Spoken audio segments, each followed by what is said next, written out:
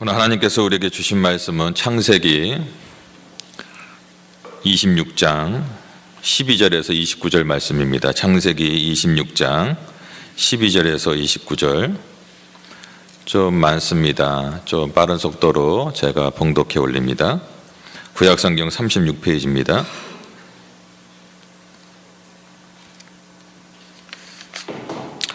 이삭이 그 땅에서 농사하여 그의 100배나 얻었고 여호와께서 복을 주심으로 그 사람이 창대하고 왕성하여 마침내 거부가 되어 양과 소와 떼를 이루고 종이 심이 많으므로 블레셋 사람이 그를 시기하여 그 아버지 아브라함 때에 그 아버지의 종들이 판 모든 우물을 막고 흙으로 메웠더라. 아비멜렉이 이삭에게 이르되 네가 우리보다 크게 강성한즉 우리를 떠나라. 이삭이 그곳을 떠나 그날 골짜기에 장막을 치고 거기 거류하며 그 아버지 아브라함 때 팠던 우물들을 다시 팠으니 이는 아브라함이 죽은 후에 블레셋 사람이 그 우물들을 메웠습니다. 이삭이 그 우물들의 이름을 그의 아버지가 부르던 이름으로 불렀더라.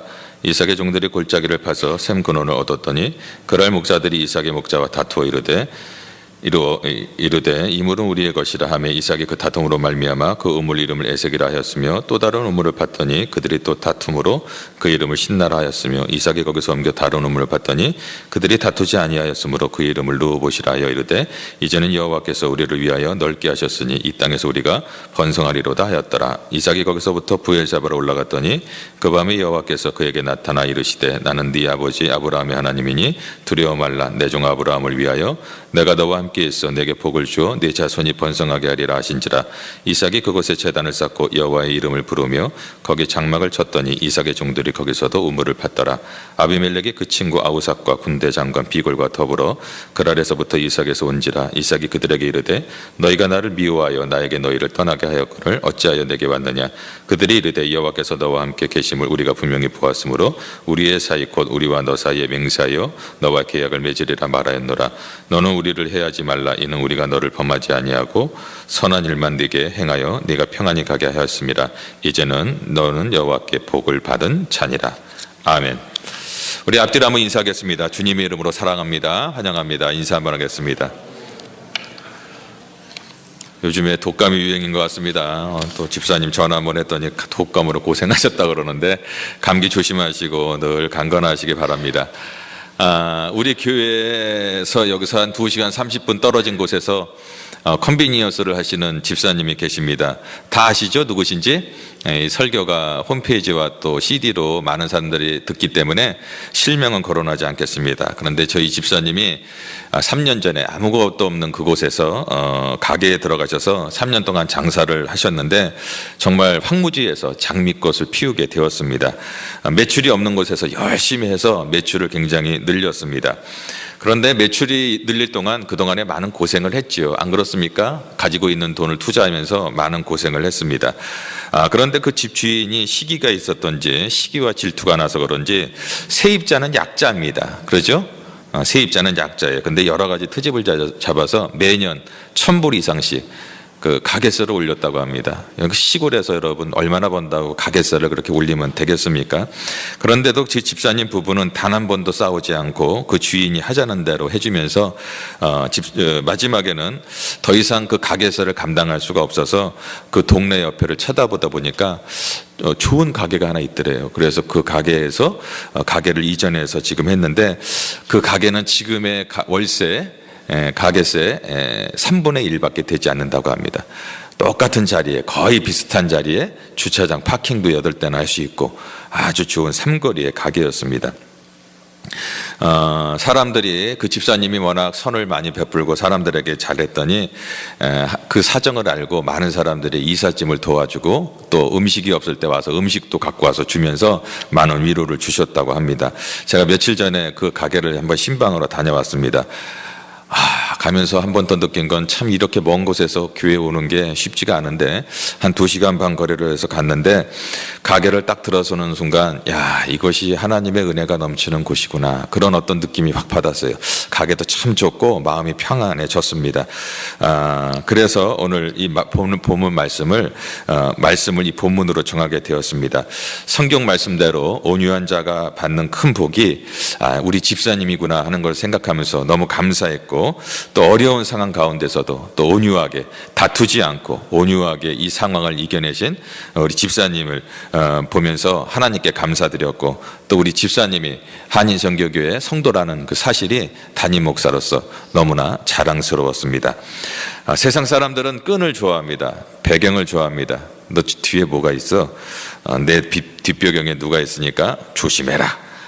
그러니까 나는 좀 특별 대우를 해달라, 뭐 이런 얘기를 많이 합니다. 그러다 보니까 웃지 못할 해프닝도 많이 있습니다. 예전에 한국에 이런 일이 있었는데, 조폭 행사하다가 조폭에게 봉변당한 사람이라는 기사가 나왔습니다. 36세 A 모 씨가 청주 시내에서 술집에서 술을 먹고 한 25만 원이 나왔는데, 그 술집 주인한테 이렇게 얘기합니다. 내가 무슨 파 옥인데 너 이러면은 장사 못해? 겁을 준 거죠. 무슨 조직에 내가 몇 기다 그러면서 이름을 탁 했는데, 그 술집 여주인이 그 조직의 그 우두머리하고 잘 아는 사이였어요. 오노이하는 사이여서 그 술집 여주인이 전화를 한 거죠. 술집 여인은 그 조폭 CC에게 전화를 했고, 조폭 CC는 한 걸음에 달려와서 이런 어디서 내 이름을 팔고 술을 먹어 그러면서 A씨를 박살내 내버렸다는 그런 기사가 있었습니다. 나중에 알고 보니까 그 A씨는 그 폭력, 살인, 전과 13범이었었는데 그 CC가 13범이었었는데 그 사람 이름을 팔면서 늘 그렇게 술을 먹고 다녔다고 합니다. 이 사건은 조폭 행사를 하다가 진짜 조폭에게 당한 건 어떤 그런 단순한 해프닝처럼 보이지만, 사실은 어떤 전형적인 양육 강식, 적자 생존의 모습을 보여주고 있는 이야기다라고 말씀드릴 수가 있겠습니다. 여러분, 적자 생존, 양육 강식, 이것이 어디서 나왔을까? 이것이 바로 다윗의 진화론에서 시작되었습니다. 종의 기원을 통해서 진화론을 발표한 이래 그 영향으로 양육 강식, 적자 생존이라는 말이 생겨났죠. 그러니까 강한 자가 약한 자를 잡아먹는다. 양육강식 논리, 그러죠? 약한 자가 다 잡아먹게 돼 있죠. 적자생존의 논리가 사람들의 의식 속에 자리 잡고 있습니다. 언뜻 보면 세상의 양육강식과 적자생존이 이 세상에 진행되고 있다라고 생각할 수도 있겠지만, 진화론에서 말하고 있는 것과 성경에서 말하고 있는 것은 정반대다라는 것을 우리가 깨달아야 합니다. 오늘 본문을 통해서도 그 사실을 알 수가 있습니다. 오늘 본문에서 보니까 우리는 강한 자가 승리하는 것이 아니라 온유한 자가 승리한다라는 것을, 또 강한 사람이 복을 받는 것이 아니라 온유한 사람이 복을 받는다는 것을 성경은 말하고 있습니다. 오늘 그 온유한 자가 바로 누구죠? 이삭입니다. 원래 그는 부엘라 헤로이라는 곳에 거주하고 있었어요. 근데 비가 오지 않아서 가뭄이 들자 어디로 이사했죠? 그랄이라는 데서 이사를 갔습니다. 거기에서 농사를 지었는데 100배의 결실을 맺었습니다. 대단한 거부가 되었어요. 양과 소, 가축 등이 많아졌고, 또 그 가정에서 돕는 많은 종들이 생겼습니다. 일꾼들이 생겼습니다. 그런데 그렇게 큰 부자가 된 이삭, 문제는 그렇게 큰 부자가 된 이삭을 시기하는 사람들이 나타났다는 거예요.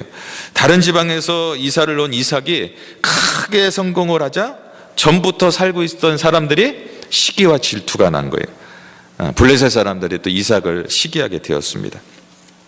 이처럼 잘 되면요, 주위에 시기하는 사람들이 생깁니다. 일반적으로 사업에 실패하고 어려움을 당하고 시험을 잘못 봐서 대학에 떨어지고 동업자에게 사기당하고 거액을 손해본 사람들, 그런 사람을 여러분 질투하는 사람은 아무도 없습니다. 그렇죠? 나 대학 떨어졌는데 시기하는 사람 봤어요? 예? 뭐 사기당했는데 돈이 없는데 막 시기하는 사람 봤냐고요? 없습니다. 정상적인 부모님이라면 자기 아들이 땅을 샀다면 배 아파하지 않습니다. 기뻐합니다. 자신의 아이가 공부를 해서 잘한다 그러면 기뻐하지요. 그것을 질투하는 부모는 없습니다. 저게 나보다 머리가 좋네, 그러면서 질투하는 부모는 없다라는 거죠.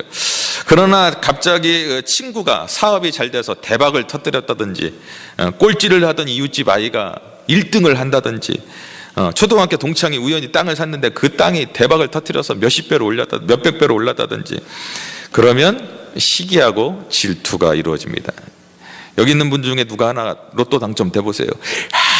그러면서 좋긴 하겠지만 또 시기와 질투심이 좀 그렇게 되죠. 옛말에 그래서 뭐죠? 사돈이 땅을 사면 배가 아프다. 가끔 배가 아파요. 가끔 배가 아픕니다.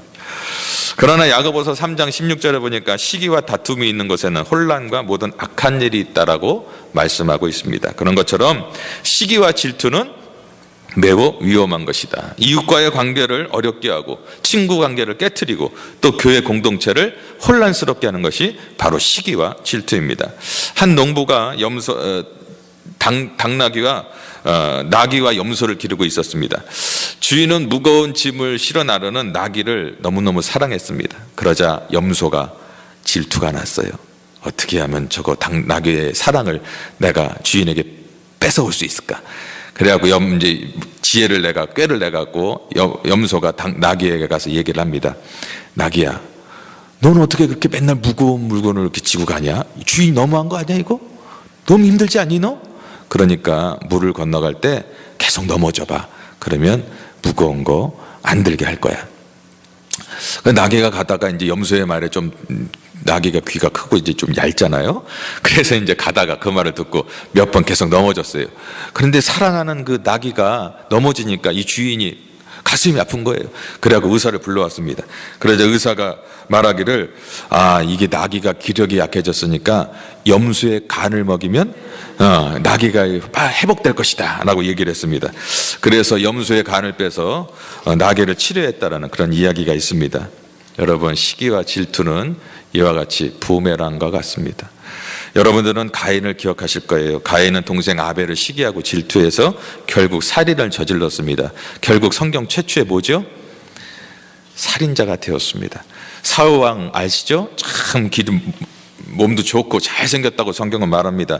그런데 다윗이 좀 사람들에게 인기를 받자 어떻게 해요? 다윗에게 막 창을 던지고 막 그리고 미쳐갖고 막 수금 타고 막 정신이 오락가락 하다가 나중에 어떻게 해요? 전쟁터에서 아들 셋 아들과 함께 죽임을 당합니다.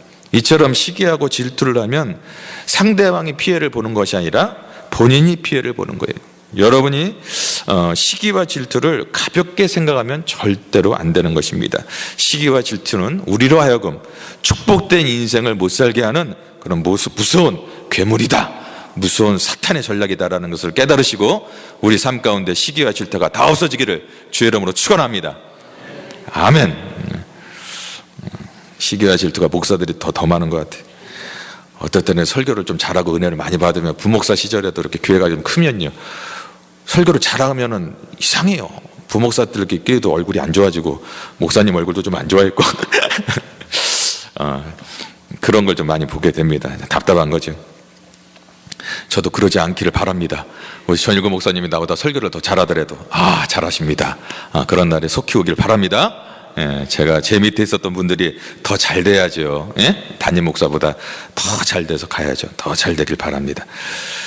본문에 보면 그랄 땅에 살고 있던 블레셋 사람들은 이방인 이삭이 크게 성공하자 시기하기 시작합니다. 14절에서 16절에 보십시오. 양과 소가 때를 이루고 종이 심이 많음으로 블레셋 사람이 그들을 시기하여 그 아버지 아브라함 때 그 아버지 종들이 판 우물을 모두 막아버리고 우물을 막고 흙으로 메웠더라. 아비멜렉이 이삭에게 이르되 네가 우리보다 크게 강성한즉 우리를 떠나라. 여러분, 캐나다는 울창한 숲과 초지로 이렇게 되어 있습니다. 우리 유학생들 아직 겨울만 겪으신 분들 있죠. 봄하고 여름. 이제 봄하고 여름 되면 우리가 야유회도 많이 가고 나갈 터인데 한번 가보세요. 가도 그 길이 그 길입니다. 가도 그냥 초지예요. 그냥 있고 먹고 말 뛰어다니고 소 있고 그냥 뭐 다 이렇게 초지입니다. 물도 많죠. 돌았으면 물이고 돌았으면 초지고 그렇습니다. 그런데 중동 지방은 이곳 캐나다하고 좀 다릅니다. 목동에 가축을 몰고 다니며 풀을 먹게 합니다. 왜냐하면 풀을 나는 곳이 몇 군데 없기 때문에 다니면서 풀을 먹게 하고 시간이 되면 물이 없기 때문에 우물로 와서 물을 마시게 합니다. 그렇기 때문에 그 중동 지방에서 물은 생명처럼 여기는 것입니다. 그런데 블레셋 사람들이 그 이삭이 사용하고 있는 우물을 메어버린 거예요. 생명의 끈을 메어버린 거예요. 이삭이 사용하던 우물은요, 블레셋 사람들이 파놓은 우물이 아니라 누가 파놨어요? 그 아버지 아브라함이 파는 우물이에요. 지들 끝이 아니에요. 그런데도 블레셋 사람들은 마치 자기네들 것처럼 그 우물을 메워버렸습니다. 그리고 그것을 떠나라고 요구합니다. 물이 귀한 팔레스타인 지방에서 이 정도 했으면 전쟁을 선포한 거나 마찬가지예요. 그래서 어지간한 사람 같으면요, 왜 우리 아버지가 파놓은 우물을 막어? 너희들이 주인이야? 우리가 주인이야? 그러면서 우리를 떠나지 말고 너희들이나 떠나, 이렇게 하면서 싸웠을 것입니다. 아니면 내 종들도 많고 집에 이제 일하는 사람들 많아졌으니까 한번 대판으로 싸웠겠죠. 그런데 이상하게도 이삭은 싸움하지도 않고 화도 내지 않습니다. 그리고 조용히 그것을 떠나 그랄 골짜기로 들어가서 거기서 장막을 칩니다. 우물은 아버지 때, 아브라함 때 파놓았지만 아브라함이 죽고 나서 블레셋 사람들이 메워놓은 우물을 이제 이삭은 또 옮겨서 다시 파기 시작합니다. 그런데 또 싸움이 나죠. 그래서 그것을 에색의 우물이다라고 말합니다. 그런데 그래서 싸워서 또 떠났어요. 그런데 또 파니까 그 물도 또 우리 것이다, 또 얘기를 하는 거예요. 이삭이 어떤 반응을 보니, 여러분 같으면 어떻게 했어요? 한 2번 양보했어요. 또 와서 그러는 거예요. 또 그럼 어떻게 하겠어요? 이게 그래, 말이 필요 없다, 그냥 이렇게 할 수도 있었을 텐데 21절에 보니까 또 피해서 다른 우물을 팠더니 그 우물이 다툼으로 그 이름을 신날하였다.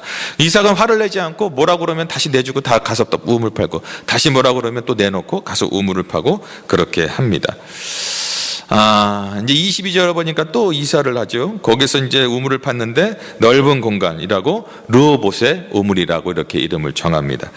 여호와께서 이곳에서 이제 심히 창대하고 안전하게 하시고 번성하게 하신다, 르호봇이라고 탁 쳤어요. 그런데 거기서 이삭은 끝나지 않고 또 옮깁니다.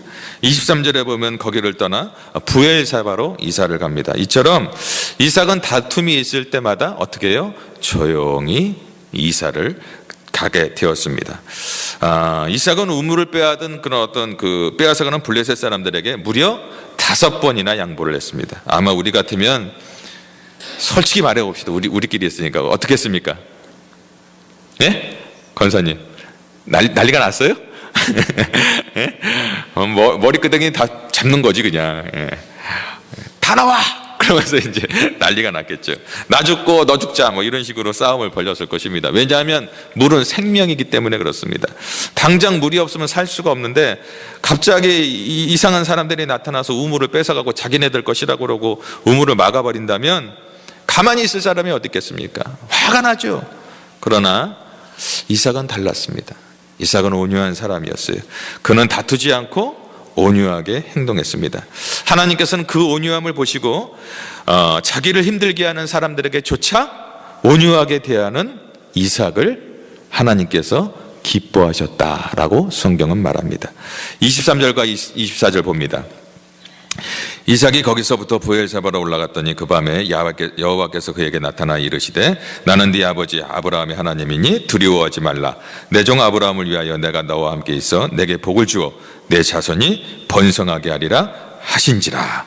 이스라엘이 부엘사바로 이사한 날 저녁에 하나님께서 나타나셔서 두려워 말라, 놀라지 말라, 그리고 너에게 복을 주어서 너를 번성하게 하겠다, 이렇게 말씀에 약속해 주셨습니다. 우리는 여기서 온유함으로 말미암아 누릴 수 있는 3가지를 우리가 발견할 수 있습니다. 첫 번째, 온유함으로 승리를 거둘 수 있는 것을 우리가 보게 됩니다. 어떻게 보면 양육강식의 어떤 적자생존의 어떤 치열한 현실 속에서 온유한 저가 절대로 승리할 수 없을 것 같아요. 그렇지 않아요? 네? 한번 생각해 보세요. 그러나 역설적으로 보면 강한 자가 승리를 거두는 것이 아니라 온유한 자가 승리한다고 성경은 말합니다. 26절에 보면 아비멜렉이 그 친구 아우삭과 군대 장관 비굴과 더불어 그랄에서 이삭에게 왔다. 여러분, 부엘세바에 살고 있는 이삭에게 누가 찾아왔어요? 아비멜렉과 그리고 아우삭과 군대 장관 비굴과 함께 아비멜렉이 찾아왔다. 여러분, 아비멜렉이 누구예요? 16절에 보면 뭐라고요? 너희가 너무나 강하니까 이 땅을 떠나라, 그렇게 얘기했던 사람입니다. 그런데 그가 이삭을 찾아온 거예요. 왜 그렇죠? 무슨 이유 때문에 찾아왔죠? 쫓아내고서 왜 찾아왔을까? 28절에 보면 그들이 이르되 여호와께서 너와 함께 계심을 우리가 분명히 보았으므로 우리의 사이 곧 우리와 너 사이에 맹세하여 너와 계약을 맺으리라. 그러니까 아비멜렉은 이삭에게 서로 사이좋게 지내자는 계약을 맺기 위해서 온 거예요. 한번 질문하겠습니다. 굉장히 어려운 질문 같은데, 여러분 이제 누가 승리한 것입니까? 아비멜렉이 승리한 것입니까? 이삭이 승리한 것입니까? 이삭이에요? 정확해요? 맞습니다. 이삭입니다. 옛날에나 지금이나 전쟁에서 패한 사람들이 와서 화친을 합니다. 약소 국가가 와서 강한 자에게 저 미안합니다 하고 다시 이제 화해를 하죠. 그것은 보면서 아비멜렉이 먼저 찾아와서 이삭에게 손을 내밀었다는 것은 이삭이 승리했다는 것을 의미합니다. 처음에는 쫓아낸 그 아비멜렉이 승리자처럼 보였죠. 쫓아버렸어. 야, 내가 이겼다. 그러나 결국에 나중에 쫓겨난 그 이삭이 승리하게 된 것입니다. 여러분, 세계 2차 대전 중에 중심 인물이 있습니다. 독일의 누구죠? 히틀러, 이탈리아의 무솔리니, 그리고 영국의 처칠, 세 사람이 있는데 이 사람들을 풍자한 얘기가 있습니다. 어느 날 세 사람이 연못에서 헤엄치고 있는 물고기를 잡기를 내기를 냈습니다. 그러자 히틀러 빠르죠. 총을 딱 빼갖고 팍 빗나갔어요. 못 잡았어요. 그러자 무솔리니가 이제 우물로 들어갑니다. 그래갖고 다니는 물고기를 잡으려고 막 했는데, 여러분, 물고기가 그렇게 미련하지 않습니다. 물고기가 물속에서는 사람보다 빠른 게 물고기예요. 또 물고기를 못 잡았습니다. 마지막으로 처칠 차례가 되자 처칠은 연못에 물을 퍼내기 시작합니다. 쭉 퍼내니까는 나중에 물고기를 잡을 수가 있었다. 물고기는 가장 부드러운 방법을 사용한 처칠에 의해서 잡히게 되었습니다. 2차 세계대전 당시 히틀러나 무솔리니는 엄청난 힘을 갖고 있었지만 전쟁에서 다 패배했고 비참하게 생을 마감하게 되었습니다. 그러나 처칠은 비록 힘은 강하지 않았지만 전쟁에서 승리했고 국가유공자로서 웨스트민스터 성당에 그의 이름이 새겨져 있고 후손들에게 귀한 모델이 되고 있습니다. 유명한 역사학자 토인비는 이렇게 말합니다. 칼을 쓴 나라는 망했지만 온유한 그 방침을 쓴 나라만이 승리했다. 한때 전 유럽을 정복하고 세계 정복을 꿈꾸었던 나폴레옹이 마지막 말에 이렇게 얘기합니다. 나는 칼로서 유럽을 정복하려고 했지만 결국은 실패했다. 그러나 예수 그리스도는 십자가의 사랑으로 온 인류를 정복했다. 그렇습니다, 여러분. 칼로 세상을 정복하려고 했던 사람들은 다 패한 반면 십자가에 못 박혀 돌아가신 예수님은 승리하신 줄 여러분 믿으시기 바랍니다. 칼을 쓴 나라는 다 망했어요. 칼을 쓴 사람 다 망했어요. 그러나 온유한 사람들이 승리하는 거예요. 그런 것을 우리가 깨달아야 되는 것입니다. 둘째로 온유함으로요, 친구를 얻을 수가 있습니다. 여러분, 주위에 좀 날카롭고 좀 깔깔하고 좀 도시남? 차도남? 그게 뭐예요? 그게 차가운 도시의 남자? 차도남, 차도녀. 이런 사람들에게는요 별로 사람들이 안 꼬여요. 그런 사람들 종종 볼 수가 있는데 그 사람들은 항상 외롭습니다. 아무도 가까이 하려 하지 않습니다. 아무리 재능과 기술과 실력이 능력이 있더라도 그런 사람이 있으면 굉장히 부담스럽습니다. 차갑고 탁 딱딱하고 그 사람 때문에 공동체 분위기도 굉장히 이상해집니다. 삭막해집니다. 그러나 부드럽고 온유한 사람 곁에는요 항상 사람들이 있어요. 온유한 사람이 있으면 훈훈한 인간관계가 형성됩니다. 온유하니까 그래 부드럽게 공동체 분위기도 좋아지고 사람은 누구나 할 것 없이 그러므로 온유한 사람을 좋아합니다. 그리고 그런 사람을 친구로 삼으려고 합니다. 오늘 본문에 보면 이삭은 자기를 힘들게 했던 아비멜렉과 다투지 않고 오히려 온유하게 대한 결과 어떻게 됐죠? 아비멜렉을 친구로 삼을 수가 있었습니다.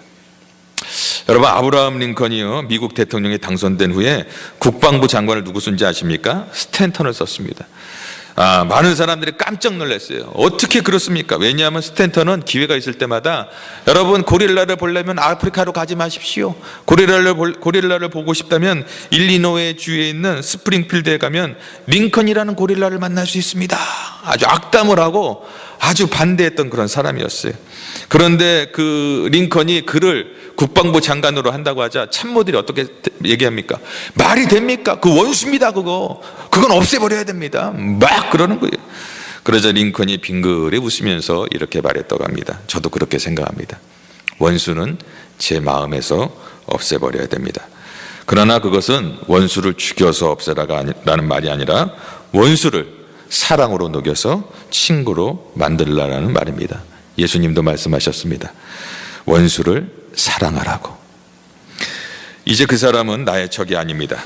나는 적이 없어져서 좋아졌고 그처럼 능력 있는 사람의 도움을 받아서 우리 나라를 그렇게 굳건하게 할 수 있으니까 일석이조 아니겠습니까? 결국 스탠턴은 국방장관이 되어서 링컨과 함께 국난을 극복하고 많은 일을 감당하게 됩니다. 나중에 링컨이 암살자에 의해서 총에 저격당했을 때 스탠턴은 링컨을 부둥켜 안고 통곡하면서 이렇게 말했다고 합니다. 여기 가장 위대한 사람이 누워 있습니다. 이처럼 온유한 사람은요, 사람의 마음을 감동시킵니다. 온유함은 원수도 친구로 바꿀 수 있는 그런 힘이 되는 것입니다. 모간한 사람보다는 온유한 사람이 친구를 더 많이 얻을 수가 있습니다. 그러므로 저와 여러분은 온유한 사람이 되기를 주의 이름으로 축원합니다. 온유한 사람이 되어서 원수를 친구로 만든 이삭과 같이 주위에 많은 사람들이 오는 그런 온유한 사람, 그런 사람이 되기를 다시 한번 주의 이름으로 축원합니다. 아멘. 셋째로 온유함으로요, 이제 마지막 축복을 받을 수 있습니다. 29절에 보면 너는 우리를 해하지 말라. 이는 우리가 너를 범하지 아니하고 선한 일만 내게 행하며 내게 평안히 가게 하였습니다. 이제 너는 여호와께 복을 받은 자다. 이게 아비멜렉과 그 일행들이 이삭에게 이제 고백한 것입니다. 야, 이 말씀 보면은 낯짝이 참 두꺼워요. 지들이 쫓아냈어요. 예? 쫓아내고 우물 맞고 막 별짓 다 했는데 뭐라고 했냐면 선한 일만 너희들한테 행해서 너희로 내가 평안히 가게 했다. 어쩌면 인간이 이렇게 얘기할 수가 있을까요? 참 낯짝이 너무너무 두꺼워. 진짜 인두껍이 인두껍. 나 같았으면 진짜 그런 사람, 네가 지금 나 놀리는 거야. 그러면 야, 그 진짜 사람 같지도 않은데. 근데 이삭은 그렇게 말하지 않았어요. 아비멜렉이 그렇게 이삭에게 말한 이유는 이삭이 하나님으로부터 복을 받았다라는 것을 알았기 때문입니다. 그들은 정말 이삭을 힘들게 하고 그렇게 어렵게 했음에도 불구하고 이삭은 하나님께서 복을 주셔서 더 잘 되는 것을 그들이 목도하게 된 것입니다.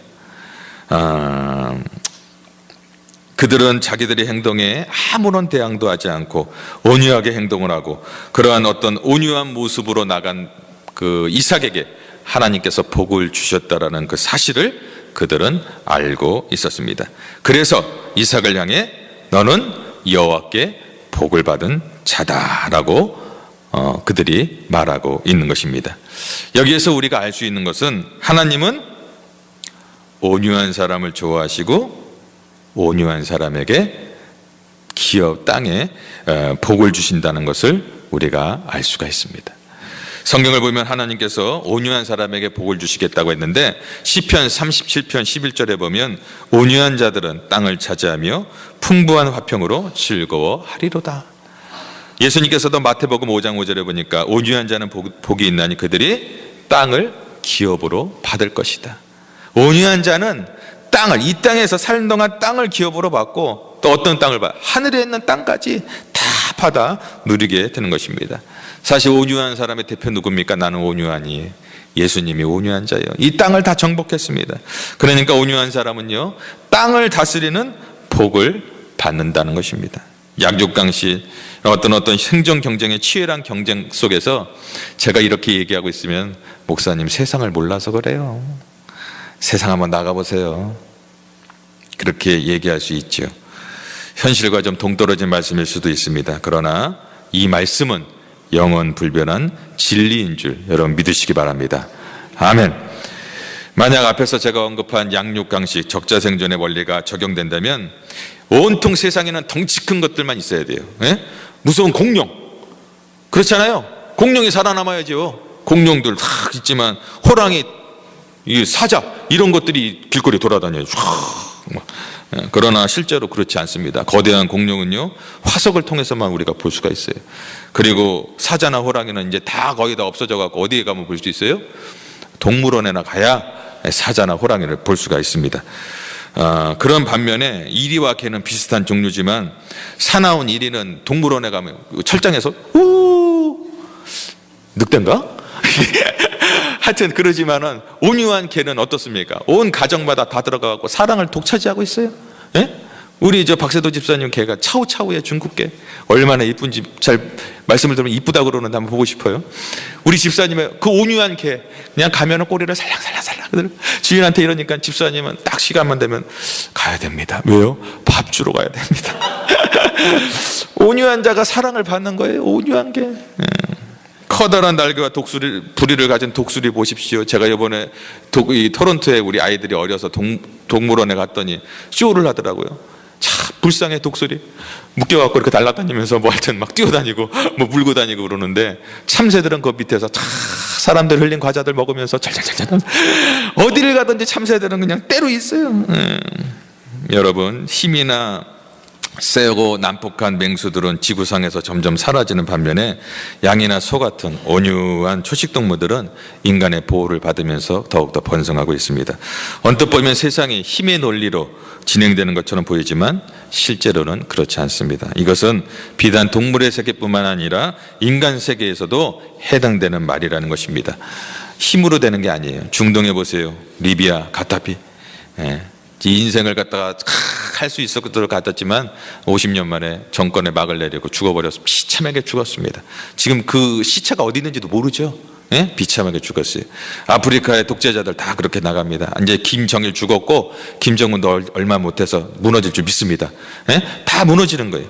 징기스칸이나 알렉산더, 히틀러는 힘으로 땅을 차지하려고 했지만 그들은 차지하지 못했습니다. 그러나 지금부터 약 400년 전 신앙의 자유를 찾아서 조그만 메인플로우라는 배를 타고서 대서양을 건넜던 청교도들, 그들의 후손들이 지금 미국의 최대 강국인 미국 땅에 살고 있다는 것을 여러분 보십시오. 이 이야기가 우리에게 무엇을 가르쳐 줍니까? 힘 있는 사람이 땅을 차지하는 것이 아니라 온유한 사람이 땅을 차지한다는 것을 우리가 보고 알 수 있는 것입니다. 그렇습니다, 여러분. 칼로 세상을 정복을 했던 사람들은 다 망했지만 온유한 사람들은 오히려 하나님의 복을 누리며 살고 있는 줄 믿으시기 바랍니다. 이러한 축복의 사람들이 다 되기 바랍니다. 아멘. 아멘. 말씀을 맺겠습니다. 고대 근동에서 우물은 부의 상징이고 생명의 근원입니다. 모래와 바위로 뒤덮인 곳에서 우물을 파는 일 한번 같이 파보시겠어요? 중동 가서 한번 파볼까요? 쉬운 게 아닙니다. 요즘엔 기계가 있어서 좀 낫죠. 예전에 뭐가 있겠습니까? 파면은 모래가 추르르 뭐 잘 됐겠어요? 20m, 25m 파내려가야 되는데 쉬운 게 아닙니다. 그런데 이삭은 생명과도 바꿀 수 없는 그 우물을 빼앗아가는 블레셋 사람들에게 5번이나 양보했습니다. 이삭은 이렇게 온유한 사람입니다. 그는 절대로 다투지 않을 만큼 온유하게 행동을 했습니다. 그 온유함을 누가 봤어요? 하나님이 보셨습니다. 그래서 그 온유한 이삭을 마침내 승리하게 하셨고 친구를 얻게 하셨고 그리고 나중에는 복의 복을 받는 축복까지 허락해 주셨습니다. 저와 여러분 정말 이삭과 같이 온유한 사람이 되길 바랍니다.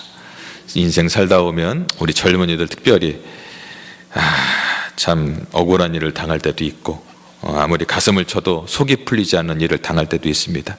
혈기를 부리고 싶을 때도 있어요. 진짜 주먹에 앞서 나갈 때 욕이 막 나가고 싶고 그럴 때도 있습니다. 그럼에도 불구하고 여러분 참으시고 온유함이 기적을 만든다. 그리고 온유함이 하늘의 문을 여는 열쇠가 된다. 그리고 온유한 자에게 땅을 기업으로 받는 하나님의 축복이 있다는 것을 여러분 기억하시고 이삭처럼 온유함으로 승리하시고 많은 자들을 친구로 만드시고 온유함으로 하나님께서 예비하신 축복을 받아 누리는 저와 여러분들의 삶이 되기를 주님의 이름으로 축원합니다. 기도하겠습니다. 좋으신 하나님 감사합니다. 참 이삭을 보면서 우리 예수님을 보게 됩니다. 우리 예수님은 참 여러 가지 어려운 일이 많았습니다. 이곳에 와서 많은 자들에게 복음을 전했고 아픈 자들을 치료해 주었고 정말 갇힌 자들, 귀신들을 다 아버지 하나님 내쫓았으며 여러 가지 주님의 아름다운 일을 했음에도 불구하고 늘 쫓겨다니는 인생을 살았습니다. 그러나 주님은 늘 불평하지 않고 마침내 십자가에서 온유함으로 온 인류를 구원하는 그런 놀라운 사명을 감당하셨습니다. 하나님, 우리가 이 땅 살아갈 때 참 주님을 닮기 원합니다. 이삭처럼 온유한 삶을 살기 원합니다. 그러므로 하나님이 주시는 많은 축복을 받아 누리게 하시고 그렇게 삶으로 말미암아 이 세상 사람들에게 정말 주님을 믿는 사람은, 하나님을 믿는 사람은 다르구나 하는 아버지 하나 구별된 그런 어떤 삶을 살아갈 수 있도록 축복하시고 인도하여 주시옵소서. 오늘도 주의 백성들이 삶의 터에서 정말 땀을 흘리며 열심히 노력하여 물질을 갖고 나왔습니다. 이 물질이 주님이 다 주신 것이기에 믿음의 고백으로 하나님께 구별하여 드립니다. 하나님 기뻐 받아주시고 쓰이는 곳마다 하나님의 영광이 나타나게 하시며 드리고 드릴 때마다 더 풍성한 그런 아버지의 삶이 풍성해지는 놀라운 은혜가 있게 하여 주시옵소서. 감사드리며 예수님의 이름으로 기도드렸습니다. 아멘.